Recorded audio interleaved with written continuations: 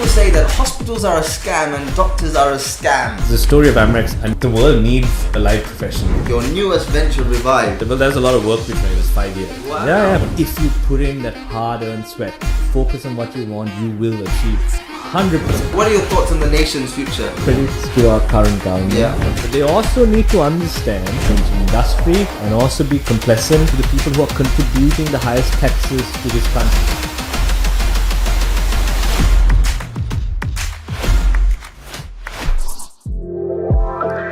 To kick off the very first episode of the 3i Show with Stefan de Alwis, we are honoured to welcome a visionary leader, a trailblazing entrepreneur, and one of Sri Lanka's most admired corporate executives, Rakshitha Tudave. From humble beginnings as a sales executive in England, selling shoes, windows and watches, to becoming a dynamic force in Sri Lanka's business world, Rakshitha's journey is nothing short of inspiring. Mentored by some of the finest minds in the industry and backed by years of leadership experience, he has carved his own path, not just continuing a family legacy, but building his own mark in Sri Lanka's education sector. In an ever-changing economy like Sri Lanka, his insights are more valuable than ever. In this episode, he shares powerful lessons on leadership, personal growth, and turning vision into action. This isn't just a keynote, it's a masterclass in modern leadership. Welcome to the 3i Show.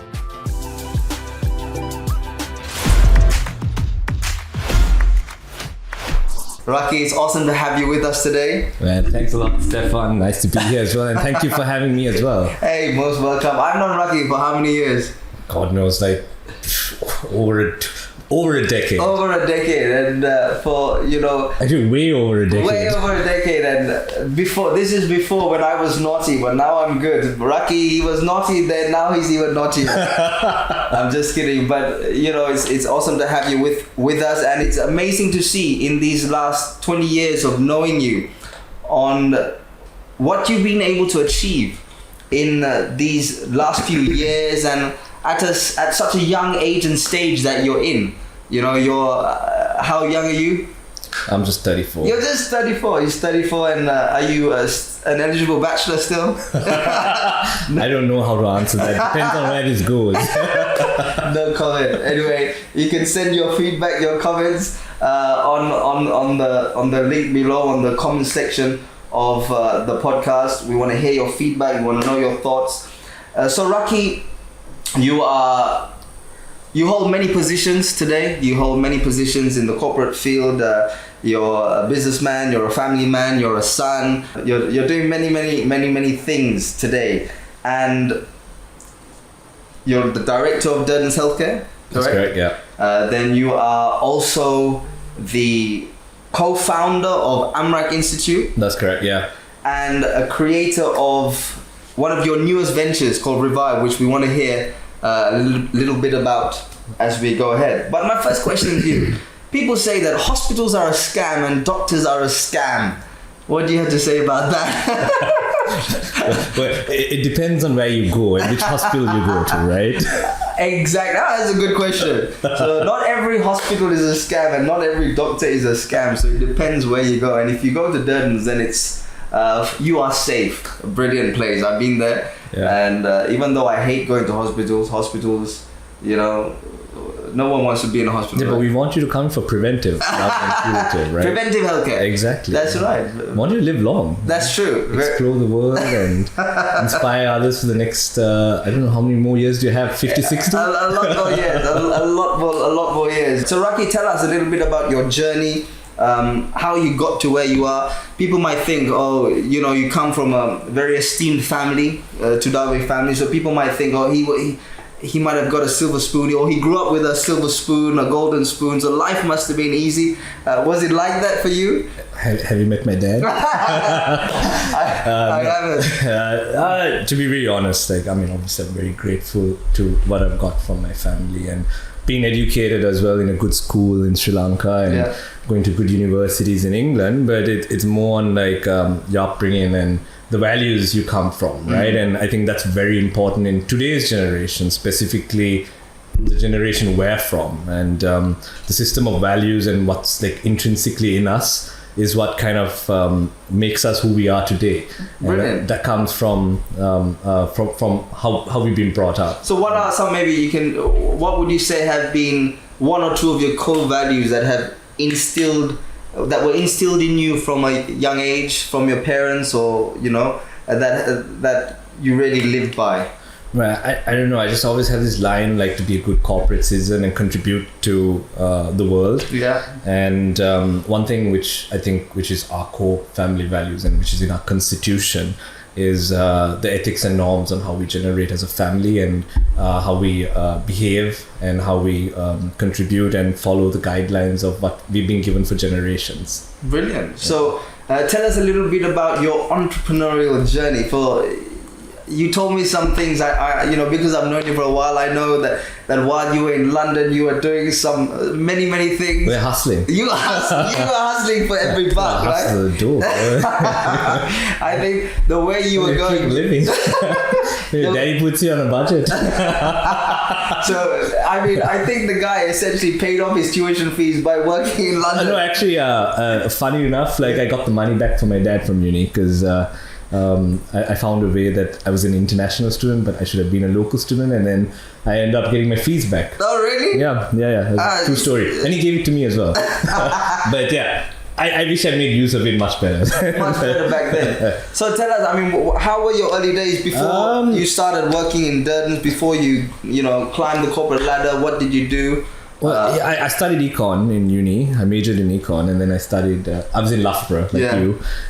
Studied business finance, and did an MSc there.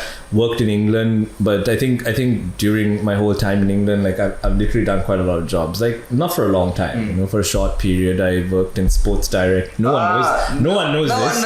Okay. I actually worked in Sports Direct at that time with my partner, and I used to sell the shoes, and I was the number one for KPI. Wow! I had to sell all the Dunlop insoles, really? Silicone gel insoles, and I had to hit that £1 extra on my minimum wage. It was $7.80 an hour. Hey, how long were you at Sports Direct? I was there for about 6 months, and then I worked at Zenith Windows. That was the worst, to be honest. I mean, knocking on doors in East Anglia, in Norfolk, random people get. Just imagine you sell a window. Yeah. Who needs windows? But it was an argon-based window, which saves the efficiency and saves the energy rating. He's always trying to sell this guy. He's a true entrepreneur. So what did you learn during those experiences? Well, it helped me kind of speak, and it kind of helped me build my confidence, and I think that kind of really put my role into what I wanted to do in the future, which I had obviously not decided at the time. And I feel like the confidence of pushing you towards a more marketing edge and towards, I wouldn't say a salesman, but obviously I think every businessman has to have a certain drive of sales, right? Absolutely, yeah. And that's your key driver to run any business. Yeah. And I feel like that really helped me, I would say, condition myself to be a much better speaker, a more confident person, and also be able to. I can really sell AI if you want. You can sell if I was to give you a pen, how would you sell it to me? You've seen that one before? Yeah, I have. Depends. What do you need done? Do you need anything written right now? Or? That's true. See, he knows what he's doing. I like what you said. There's always a need for a customer. Right? There's always a need. I like something you said. Today, many people, especially youth, young adults who are out there, they're very picky on where they work, their first job. Do you think it matters where you start? So, funny enough, most of my cousins, they worked outside. Yeah. I just happened to be in Sri Lanka on a holiday, and I didn't have a job at that moment when I came back here in end of 2015. And my dad did offer me the lowest position ever. I was an executive in the marketing department at Durden's, and I kind of started my career there as an executive, and he didn't really give me a JD, but I just had to figure it out myself. And I think that's how I got into the whole corporate world of working in branding, working in business development, working in communications, and literally I think that was my passion as well that time. Obviously my passion's changed now, but it did really help me understand the business working at the lowest level. Okay. And also getting less money than what I got as a student as well, because it's not like we get really paid well here. But back then, at least, I don't know about now. Now, one knows about now. And I felt the advantage I had working, and obviously we're a listed company, right? So we have a good governance framework, and it's not like I can just come in and be a director or anything. It kind of gave a good grounding, and with the advantage I had a lot of board exposure, going into board meetings.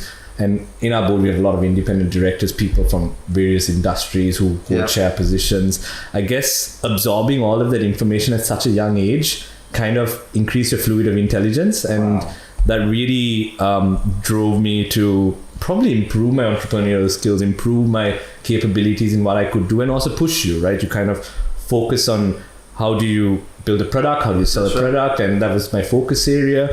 And I think that really changed. I also did have an advantage. Obviously, my great father, he got us coached by Mr. Pierce, Mr. Ronnie Pierce, who was the finance director of John Keel's that time, and one of the sickest coaches I've ever had. So when you say coach, what did he coach you? Machan. This is how you calm down. This is how you handle it. You got to handle these people like this. You work with the state sector, you handle it like this. And I think it was things which we didn't really see working. And I don't think people who work up the corporate ladder get that kind of exposure. Because, getting that information, absorbing that from people who've actually achieved and done things really kind of help you position yourself, right? And also, I really had the ability and the luck to work with late Mr. Merrill J. Fernando as well. Okay. Amazing entrepreneur. Oh my God. Did a lot for the country. I think I learned so much from him, business on a humanitarian cause. And kudos to him. He positioned us as a country for tea and built a global brand, and someone I really look up to as well. Also ethics. I always say ethics. Man. Very ethical. And how is it, being a family governed business, your family is into various other sectors as well. Is it easy to work with family? Is this going on? No, so obviously I'm on third generation. We're just going to fourth, and I think of course it does make a big difference when more family members get involved. But luckily we set up a family constitution and a family office which had a family charter. So it kind of brought in certain requirements for the family to get into business. So just because you're a part of a family tree, you can't just enter a company. You need to have certain prerequisites to come in, and there has to be a requirement also for the company to hire you. Right. And I think that kind of really brought in a good governance structure, right? Because it isn't easy when you have to work with all your family members, because it kind of, I can imagine, it dilutes your decision process, right? And like decision making process, which definitely has an impact on any business. But I guess that has really helped the business in terms of identifying what family members want. Not every family member is involved. Most of them actually abroad. I see. Working either in New York and Australia. And there's only a few of us here. But I think we've really aligned ourselves. I mean, touch wood, like my cousins, they're all doing well. They're all educated well. They're all good people. And I guess, that's really helped us in our generation, especially also taking over the generation from before, which is all close brothers, and my dad has a big family. So what's your advice to someone? Maybe they're watching and they have their own company. Maybe they're a startup. They've got a few people employed. What's your advice on maybe conflict resolution, conflict management? How do you, if there are disagreements, between people or on a board, how do you resolve them? Yeah, if you asked me this question 8 years ago, what would be? I had anger management. That's get really cheesed off, but I don't even want to say the word. But I think it comes in maturity, right? Like when you grow older, you kind of see why older men are more wise and more quiet, and the way they approach things. So you don't really have to forcibly go and get someone to do something. If you make someone believe in what your journey is, eventually people will fall in line. And of course, if you have certain, and I've had this many years ago, but I've improved over the years, right? And I feel like handling conflict, to answer your question, handling conflict, it's more on a more paternal approach where you kind of understand what the issue is. If the person isn't aligned for a certain job role or isn't aligned in terms of getting the work done, you don't have to follow that mainstream of putting in a more autocratic approach, right? Yes, that's right. And I feel like that's not required, and you can do things differently. And I think the best part is being peaceful. And I'm not saying play politics at work. Yeah. Like, you don't have to be nice. I don't think being nice is the greatest thing. You don't need to be nice at work. Business is business, right? Business is business. Either work or you don't. Exactly. But there's a way you conduct yourself in an organization, and I think if you look at where I work, it's complete professionalism, right? I can't just go and raise my voice or anything. You know, I don't want any HR issues. but you know, you learn, exactly. And you, like I said, it's maturity coming from age, and it's using your ability to persuade people. So when you spoke about, you know, job descriptions, hiring people. I mean, you guys as a group hire a lot of people. When it comes to hiring someone, what character traits do you look for in people when you hire someone? Because I know disasters that when companies that have hired the wrong people and it's been disasters. So for you personally, whether it's through Durdans or Revive or Amrak, when you're hiring people, what kind of character traits do you look for? So, okay, that's two things. I mean, it depends on the organization as well. Like, Durdans is a much larger organization, and Amrak, I wouldn't say it's a startup anymore, but it's a much smaller capacity to what Durdans Healthcare Group is. And it's two different cultures as well. We kind of have a more startup culture at Amrak, and at Durdans it's more corporate, it's more governance, and it's more on like it's healthcare, right? So it's more serious. For me, like, I really don't care about education. I mean, I've studied in a good uni, but I don't really think just because you even have an Ivy League university degree or the best universities, your application knowledge it's nice to have on CV, but it's more on practical knowledge, right? Your exposure, the way you think, are you a curious person? What is your drive? Where do you see yourself in 5 years? And are you coming here to do a 9 to 5? Or are you coming here to make some change? And when I hire people, I like to hire people really smart. Because number one, it makes my life easier. Of course. And I also have, like, you know, always people talk about female male mix, but I for me, like, weirdly, like, most of the females are much smarter and easier to work with. Easier to work with. We need to They take some notes. At Amrak, I have a really good team, and I think we have a lot of creative people who are passionate about what they do, and I really think that changes the whole dynamic when hiring someone, because obviously I have hired like not so passionate people, and you kind of see it from experience how it kind of deters and I would say creates even a cancer in an organization. And I really think it's the person's personality, how they speak, how they present themselves, how they their curiosity, and I think that's something which I look at like when I hire someone. Brilliant. So when I know you were talking about Amrak, which you co-founded.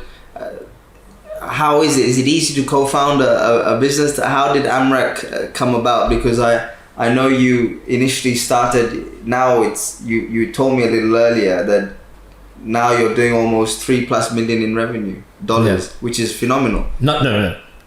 Net asset. Net asset value. Yeah, the value of the company. Tell us a little bit about how was it co-founding a business? I wish it was $3 million. I don't know if I would be here. No, It'll happen. I'll be in the Bahamas. No, of course, you can't do much with $3 million today. It'll happen. Yeah, I can buy probably like a small house in Colombo. Prices. Yeah, so expensive. Well, with Amrak, to be honest, it was definitely not luck. But I happened to meet the story of Amraks. I met someone in a coffee shop, and he approached me. It was more of a formal meeting, talking about sending people to Japan. Oh, really? Yeah, his name's Ranga. He's one of my co-founding directors, and he kind of came to the office, wanted to send people to Japan for caregiving, and then we just had a conversation, and it became from a conversation to be like, you know what, like, the world needs allied professionals, right? Okay. The world needs nurses. I mean, according to the WHO, there's like 15 million jobs required. And we're like, can we get into education? I had no idea what education was. I've never worked in education. I've never really understood like the operations of what education is. But then I had like space in our car park building. Okay. Which we started in our car park building right next to Durdans. We have a 22 split level car park. Wow. which was obviously, it was a beautiful property owned by late Ina De Silva. Okay. Which Jeffrey Bava. Yes. December, we removed it. People don't know this. We removed it piece by piece and donated it to the Bava Trust, and we rebuilt. It was rebuilt in Lunukanga. Wow. That's the first batik lady. Beautiful. But yeah, so Amrak was like, we had space, and then it was a really funny story. Like, I was like, hey Ranga, Durden's has a nursing school. Let me check the syllabus. I went to UPenn on their website, checked the nursing syllabus there.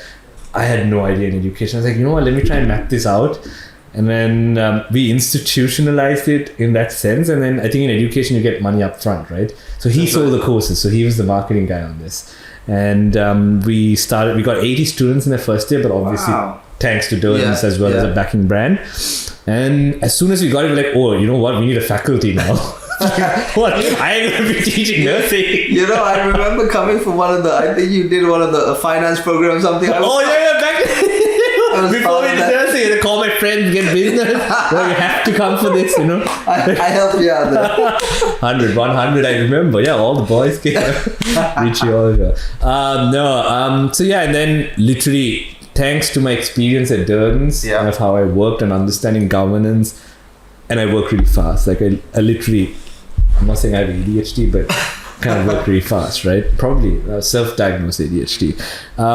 We literally set up a governance structure, board of studies. I figured out how to set up a university. I looked at every single thing, self-read. Me and Ranga, we worked for hours. Like, he was working for nothing, and I said, I don't have money to pay you. And this was just a chance. Just two of us, a chance meeting at a cafe and turned into a business that's insane, thriving. And but it was all passion. Ranga came with earning nothing and completely brought in governance, set up a board of studies, formalized our curriculum development, hired professionals, used the money, reinvested, rebuilt a lab, rebuilt a biomedical lab. It took another year. We got into biomedical, started building different faculties, formalizing our education process, and then we started looking at accreditation in our first year itself. So we kind of planned our journey and roadmap in terms of where we want to be by 2025, and we achieved everything by 2024. We got we're the first to have Sri Lanka Medical Council registration on our MLS course. We're the first in education to get UGC approval in 3 years,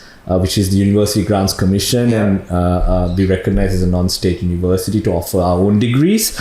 We tied up with good universities, not the crappy ones which majority of these places have, like decent, good universities, building pathways for kids and for young people to become nurses, to become biomedical scientists, medical laboratory technicians, to a wide range of courses which we do at Amrak. And we built that whole student life. You know, we all went to Loughborough, and you know, we had a really good student life. I want to ask you something, because what's your advice to someone who's thinking, okay, I want to start my own thing, I want to do a business, start my own thing, but maybe they're afraid. What's your advice to them? Well, I mean, you need to be mentally strong and mentally sound, right? And whatever you do, I kind of base it on this book which I read, The Journey to Ikigai. Okay. Have you heard of it? I've heard of it, but I've never read it yet. Sick concept. It's based in Japan. It's based in a centenary village where people live above the age of 100, right? Wow. So it kind of like builds like the purpose of life, what the world needs, how do you monetize it, and that kind of at some point it just improves your longevity of life because you have a certain purpose which you contribute to this world. Absolutely. And I think that's important. Yeah, and I think understanding that and having that mindset kind of pushes you into what you want to do. And I mean, the most simplest thing which everyone says, don't give up, right? Yes. Like, you can't be a loser. Yeah. Like, you don't want to wake up and be like, hey, I wish I did that 10 years ago. And I feel like if you have something and you want to do something, if it takes time, money or effort or whatever it is, just get out there and do it. And if you put in that hard-earned sweat, cut yourself from everyone, focus on what you want, you will achieve it. Like, it's 100%. Every single entrepreneur says this, but the ones who have done it are the ones who have gone through it. It is so true. And have there been ever times where you felt like, this is enough, I want to throw in the towel? No. Never. I don't. Firstly, I'm too young. Yeah. But not even cross your mind ever think, this is too. This is. I'm not gonna lie. I do have a future. Yeah. Of course, I don't want my dad to hear this. I do have a plan of where I want to be when I'm 50. Of course, in Sri Lanka. But of course, it's all mapped out. But like I said, I think the purpose of Ikigai, the journey of life, you can't stop working. And if you stop working and stop having something more meaningful and purpose, you will deteriorate, right? Yeah. And it's so important to keep your mind active. It's so important to be in good fitness. Yeah. Very important. You go to the gym, you seem like you do. Yeah, well, since recent, sometimes it's seasonal thing. I can just whack dominoes for 1 month even if I want to. But no, I really, my health's very important. And kind of focusing on your health, your mental, who you hang out with. How I think that's you wanted to go, but who you hang out with? I mean, what's your mantra around that? I kind of circulate myself with very intelligent people. Okay. And I'm not saying my school friends, but I'm not trying to say, but I feel like I have very limited school friends in the sense who I could count on the palm of my hand, right?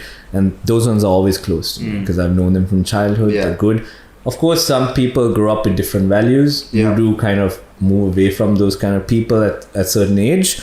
But I kind of surround myself with people who are more productive, who have a certain purpose, who kind of want to make the world different, and it kind of pushes you as well, right? And I mean, you don't want to end up like sitting and complaining. That's right. And just you get a lot of complaints. Like I'm not a complainer. I like doing shit. Yeah, I know. Yeah, this guy is not a complainer. I know that when you put your mind to something, you get it done.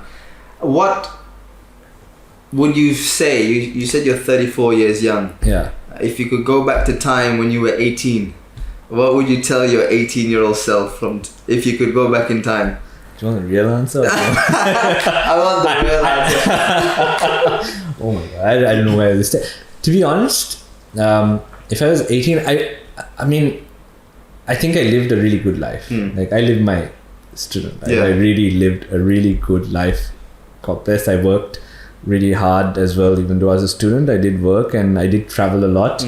But I feel like if I would have surrounded myself with a bit more smarter people, I would have made smarter decisions in terms of what I would have done with the access of what I had, earnings to everything I had when I was a student. I think I would have made like a little difference in what I would have done being 18. Wonderful. I think that's a powerful, because it was a saying, I think, you are the life we live today. We're 34. You're 34, I'm 37 this year. And there's a saying that says the life you live today is a result of the decisions you made yesterday. So decisions are so powerful and so important on where we are today and where we need to go. So when it comes to making a decision, whether it's let's take it in a business context, when it comes to in any context, whether it's business, personal, for you, when it comes to making a decision, what's your modus operandi or mode of thought or thinking when it comes to a decision you need to make? I mean, instrumentally, if it's a business decision, obviously it'll be calculated risk. Yes. I wouldn't just jump into anything and make irrational decision making, because you are obviously in a certain position which affects other people's lives if you do wrong. But I also think collectively understanding also with the people around you, especially if you have a team. So it depends on what organization you're saying. If I say in a professional organization or a large institution like Durden's, being able to work with the key teams, understand what their views are, not having single-handedly making decisions by yourself, figuring things out step by step, and not making quick decisions. Like sometimes it depends. Of course, certain things, like if you're in the stock market or you're investing in the finance market, you do need time is an important factor, right? That's right. Also in competition, but I feel like it's more on collective decisions. Of course, you have to make certain calls, but it's more on understanding what everyone has to say and then eventually making that key decision. Brilliant. That's wonderful. Raki, so tell us a little bit about your newest venture, Revive. It's one of the first of its kind in Sri Lanka. So explain how it came about and what was the reasons behind it, and were you the brainchild behind it? Yeah, I mean, I worked on it, and Yeah. I had a research assistant also who kind of did a lot of research for me. But it was more on, understanding clinical domains in this country, right? And Now, can you say that in English again? What is clinical domains? understanding what is required in terms of the clinical side for longevity of care. As a part of post-care, Sri Lanka really lacked that, right? Revive, which is a wellness and rehabilitation center. Well, there's a lot of work which went. It was 5 years, right? 5 years went into it. Wow. Yeah, 5 years, and there's a lot of research. It's not like we just opened it up and set up a beautiful place. Revive, it came on the foundation of like providing post care. Okay. And it also goes in line. I think in Durdans we're very aligned in terms of how we do strategy and how we build our roadmap. So we had a vision 2022, and I think you came for our brand launch in 2017. So. Yes. Yeah, I was instrumenting the repositioning of the brand, of a very old brand at that time, and then with our chairman and board, like they created a roadmap of where we want to be by 2022.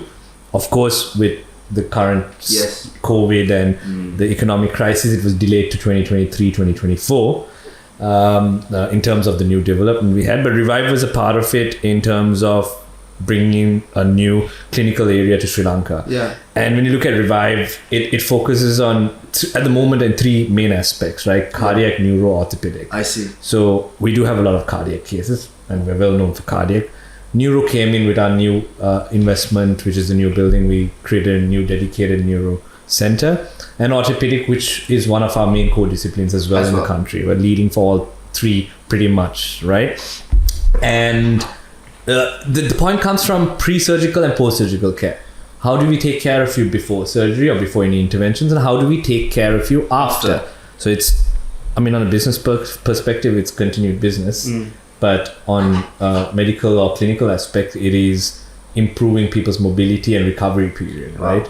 And that's how we broke it down into different services where even mental health is a part of it, right? Oh, massive. That's a good, you just brought it to a very, very apt topic, mental health. Sri Lanka is struggling with mental health, right? We see the number of suicides going around. What are your thoughts on that?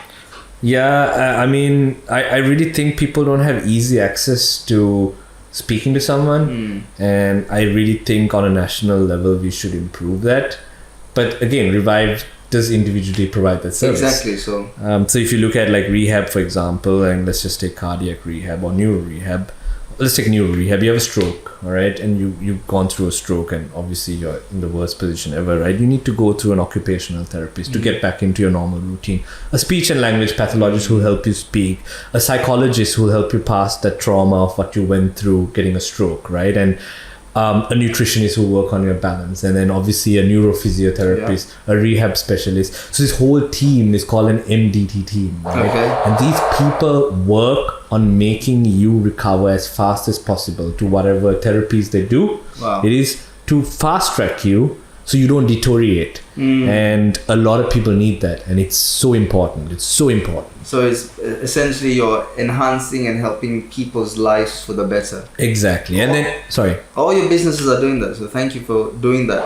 Yeah, and also part of Revive is also backward integrated to education, because I want to fulfill the allied field. So I want to get into psychology and clinical psychology, and there's no private institute in this country which provides clinical psychology. There's so many small time places which are doing applied psychology. Everyone's selling education as a business, and that's not what I want to do. We really want to make a change in this country. You need to do it properly. I think it was more backward integrated into our education as well. So we can use this center to build occupational therapists, speech and language pathologists in the future, psychologists, clinical psychologists, in order to kind of push ourselves to have more light professionals coming out from Sri Lanka. And also at the same time, Revive also comes in line with, everyone talks about medical tourism in Sri Lanka. Yeah, exactly, medical tourism they say it's booming. Yeah, but in reality, we don't really have medical tourism in Sri Lanka, right? And you need to understand what medical tourism is as a subject. And if you look at medical tourism, Turkey is killing it. Okay. Everyone goes for hair transplants. That's right, I heard that. Everyone goes to cosmetics there. People go to India for cancer. people go to Singapore for other surgeries. But in Sri Lanka, like, everyone's like, okay, you know what, why can't we get more cardiac, neuro? It's not, in a global scale, it's very hard to compete with neighboring nations because they have really good skilled workers, doctors and hospitals. So kind of rehabilitation and with what we're doing could help us focus and position Sri Lanka as a market for getting people coming in for long-term care. Oh, that's brilliant. And eventually, sometimes long-term care can also lead to home care. Yes. And it's affordable in this country. Who wouldn't want to be in Sri Lanka, right?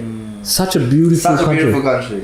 Yeah, Tell me about it. Why aren't we making use of it? One of the best places in the world. Our generation should be getting out there and making changes. They will after they hear this podcast. Yeah. They will, definitely. As an entrepreneur, as a businessman, where do you see, what are your thoughts on the nation's future?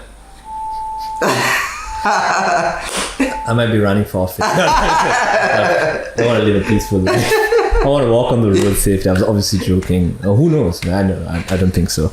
I don't know. Can you speak Sinhala only? Who said I'm going to communicate now? In Singapore, did they speak in... They did, that's right.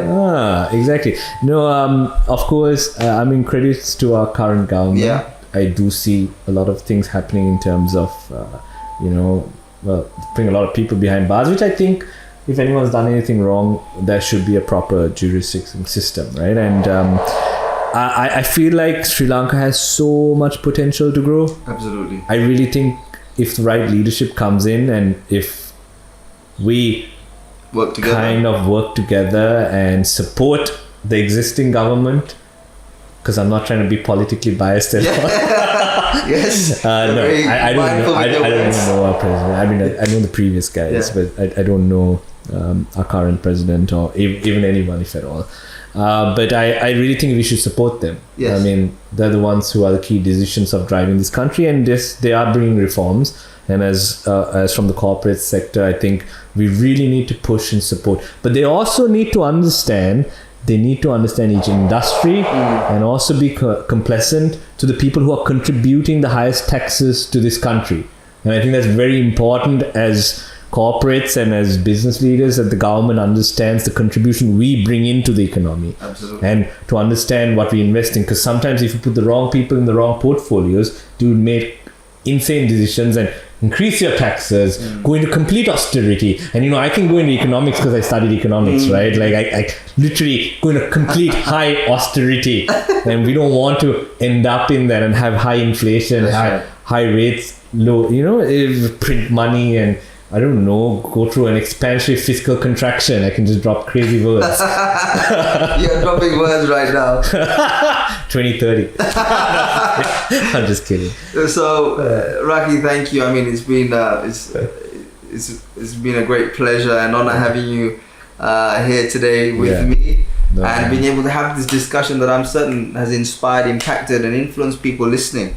And finally, maybe you can just give some thoughts, maybe share your heart, someone to the people that are watching. There may be youth, young adults from all over the world. What are your thoughts for them in terms of being focused and consistent in what they're trying to do? I mean, if I had to give a simple word of advice to people who are aspiring to be young leaders, have purity in your mind, complete purity in what you do, and do things for a good cause. Money's obviously monetary gains is important to have a sustainable business, but not everything is about money. It's more on what you have as an impact to the people around you. And I always said that's something I learned from late Mr. Merrill J. Fernando. That's doing business for humanitarian causes and creating that ecosystem to support communities and uplift everyone around you as well. Raki, once again, thank you so much. Thanks, bro. Pleasure having you here, and I'm certain we'll bring you back again for a deeper diver, maybe 2030. 2030. Once again, thank you all for watching. Stay blessed and wait for our next series of 3i. Thanks for joining me on another episode of the 3i Show podcast. We We want to hear your thoughts on what we covered today. So drop a comment on the YouTube version of this episode with your favorite takeaway, any questions you have, or actions you'll be taking as a result of what was shared on this episode. If you found value in the 3 Eyes Show podcast, follow us on social media and subscribe to our YouTube channel. That's all for this episode on the 3 Eyes Show. Get out there and impact, inspire and influence.